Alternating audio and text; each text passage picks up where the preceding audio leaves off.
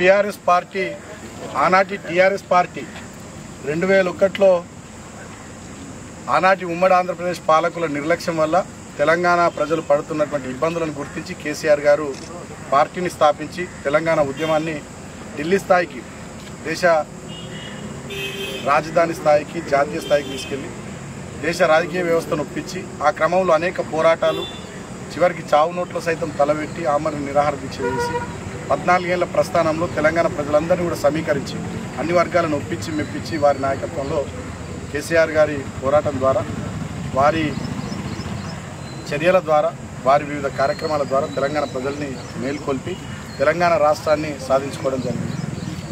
తెలంగాణ రాష్ట్ర సాధన కోసమే పుట్టినటువంటి ఈ పార్టీ రాష్ట్రాన్ని సాధించుకున్న తర్వాత 2 టర్ములు తెలంగాణ ప్రజల ఆశీర్వాదంతో తెలంగాణలో అధికారాన్ని కూడా సంపాదించి ఈ 2 టర్ములు దేశంలోనే అగ్రగామి రాష్ట్రంగా తెలంగాణను మేము తీర్చిదిద్దడం కేసీఆర్ గారి నాయకత్వంలో, అటు సంక్షేమంలో కానీ ఇటు అభివృద్ధిలో కానీ వివిధ రంగాల్లో బహుముఖంగా తెలంగాణను అద్భుతంగా అభివృద్ధి కూడా చేయడం జరిగింది.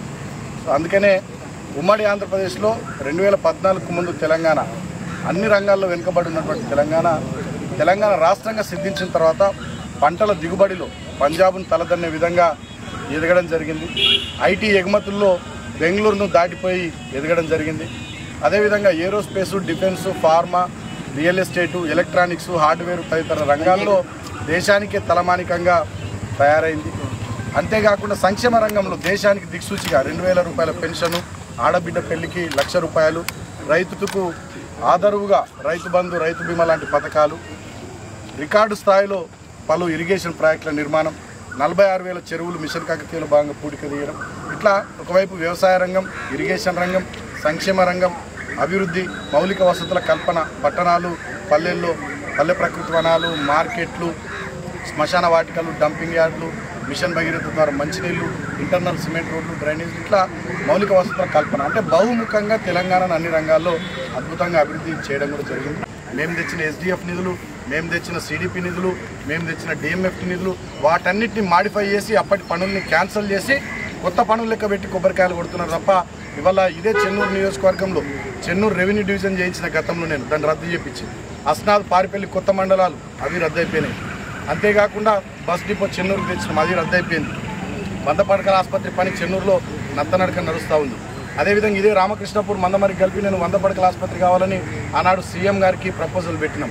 సో సీఎం గారు శాంక్షన్ చేయడానికి సిద్ధంగా ఉండే, ఇప్పటికి దానికి ఇక్కడ అతిగతి లేదు. కొత్త ప్రభుత్వం వచ్చిన తర్వాత ఇక మేము మందమరిలో కట్టిన RO మీకు రిబ్బన్ కత్తిరించి, మేము రామకృష్ణపూర్లో కట్టిన ఫ్లైఓవర్కు రిబ్బన్ కత్తిరించి, చెన్నూరులో మేము తెచ్చిన సబ్ స్టేషన్కు కొబ్బరికాయ కొట్టి రిబ్బన్ కత్తిరించి, ఇవన్నీ పనులు వాళ్ళు చేసుకుంటున్నట్టు చెప్పుకుంటున్నారు తప్ప ఈ సంవత్సరంన్నరలో వాళ్ళు ఒక్క రూపాయి ఇక్కడ తెచ్చలేదు. ఇంకా దుర్మార్గం, గాంధారి వనం మేము పెద్ద ప్రాజెక్టు దాన్ని అద్భుతంగా డెవలప్ చేద్దామని DPR రూపొందించి అద్భుతంగా నిధులు శాంక్షన్ చేపిస్తే దాన్ని పక్కకు పెట్టింది. ఇక్కడనే integrated veg and non veg market Ramakrishnapur దాన్ని పక్కన పెట్టింది. అదేవిధంగా కొన్ని మహిళా భవనాలు, కొన్ని గ్రంథాలయాలు RKPలో మేము తీసుకొస్తే వాటిని పక్కన పెట్టింది. ఇక్కడ జ్యోతినగర్ దగ్గర పార్కును దాన్ని పక్కన పెట్టింది. ఇక్కడ డబుల్ బెడ్రూమ్ ఇల్లు 296 కట్టినాం, పూర్తయినాయి, అవి ఇచ్చే దిక్కు లేదు. గతంలో ఇక్కడ ఎమ్మెల్యే గారు ఎన్నికల సందర్భంలో 45,000 ఉద్యోగాలు ఇస్తాడు, అది దిక్కులేదు. పెద్ద పరిశ్రమ పెట్టిస్తాడు, అది దిక్కులేదు. అదేవిధంగా అన్ని స్కిల్ డెవలప్మెంట్ సెంటర్లు అంతటి ఏర్పాటు చేపిస్తామని చెప్పారు, దానికి దిక్కులేదు. అంతేకాకుండా ఇంకా అనేక రకాలైనటువంటి కార్యక్రమాలు వాళ్ళు చేస్తామని చెప్పారు, ఏవి కూడా చేస్తారు. అగ్రికల్చర్ యూనివర్సిటీ అన్నారు, మైనింగ్ యూనివర్సిటీ అన్నారు, వాటికి అతిగతి లేదు.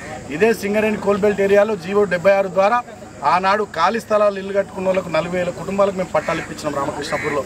ఇప్పటి వరకు సంవత్సరాల కాలంలో ఒక్క పట్టా అంటే ఒక్క పట్టా కాంగ్రెస్ ప్రభుత్వం వచ్చిన తర్వాత ఇచ్చిన పాపనవుని. ఆనాడు 9 మంది మంత్రుల్ని తీసుకొచ్చి 9 విడతల్లో 4,000 కుటుంబాలకి ఇక్కడ పట్టాలు ఇప్పిస్తే GO 76 ద్వారా ఇప్పటికొక్కరికి పట్టా ఇప్పియకపోగా అసలు ఏం కార్యక్రమాలు కూడా ఒకటంటే ఒక అభివృద్ధి కార్యక్రమం కూడా ఇక్కడ చేస్తలేదు. దానికి అతిగతి లేదు. ఈ ఏరియాలో చాలా అభివృద్ధి కార్యక్రమాలు చేస్తామన్నారు. సింగరేణి కార్మికులు ఇల్లు కట్టుకుంటామంటే 15 లక్షల రూపాయలు వడ్డీ లేని రుణం ఇప్పిస్తామన్నారు, దానికి దిక్కు లేదు. ఇట్లా అన్ని వర్గాల ప్రజల్ని మోసం చేశారు. తులం బంగారం ఇస్తామన్నది కాంగ్రెస్ పార్టీ, తులం బంగారానికి దిక్కు లేదు. ప్రతి మహిళకు 2,500 ఇస్తామన్నారు.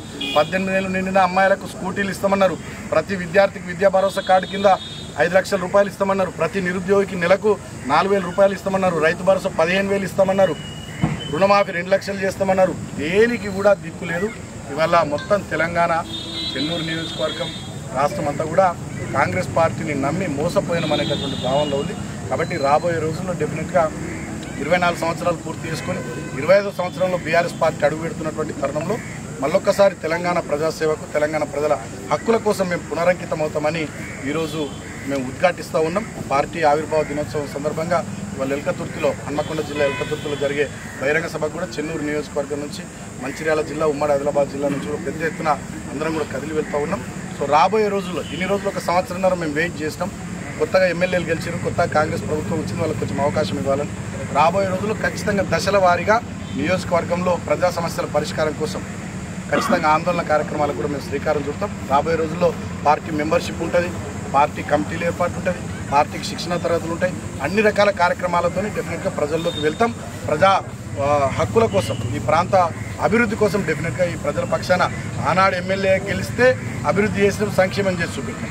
ఇలా ఎమ్మెల్యేగా ఓడిపోయినా కూడా ప్రధాన ప్రతిపక్షంగా మా బాధ్యత కాబట్టి కాంగ్రెస్ ప్రభుత్వం ఇచ్చిన హామీలు, ఎమ్మెల్యే ఇచ్చిన హామీలు వాళ్ళు నిలబెట్టుకునే దిశగా వాళ్ళ మీద ఒత్తిడి తీసుకురావడం ప్రధాన ప్రతిపక్షంగా మా బాధ్యత కాబట్టి రాబోయే రోజుల్లో ఆ పని కూడా చేస్తామని సందర్భంగా తెలియజేస్తూ, ఈ తరుణంలో రామకృష్ణపూర్ మా పార్టీ సోదరులంతా కూడా పార్టీ ఆవిర్భావ దినోత్సవం సందర్భంగా ఇక్కడ జెండా ఆవిష్కరణ కార్యక్రమానికి నన్ను ఇన్వైట్ చేసినందుకు, కార్యక్రమాన్ని పెట్టినందుకు వారందరికీ హృదయపూర్వకంగా శుభాకాంక్షలు తెలియజేస్తూ, మరొకసారి బీఆర్ఎస్ పార్టీ శ్రేణులందరికీ రాష్ట్ర వ్యాప్తంగా ఇవాళ పార్టీ ఆవిర్భావ దినోత్సవం సందర్భంగా అందరికీ శుభాకాంక్షలు తెలియజేస్తూ, మరొకసారి తెలంగాణ ప్రాంతాన్ని కాపాడడానికి, తెలంగాణ రాష్ట్రాన్ని రక్షించడానికి, తెలంగాణ ప్రజల హక్కుల కోసం నిరంతరాయంగా తెలంగాణ ప్రజల గొంతుకగా, తెలంగాణ కోసమే పుట్టిన పార్టీగా ఈ గులాబీ దండు కంపల్సరీ కొట్లాడతాం, మీ పక్షాన నిలబడతామని తెలియజేస్తూ, జై తెలంగాణ, జై కేసీఆర్, జోహార్ తెలంగాణ మన వీరులకు.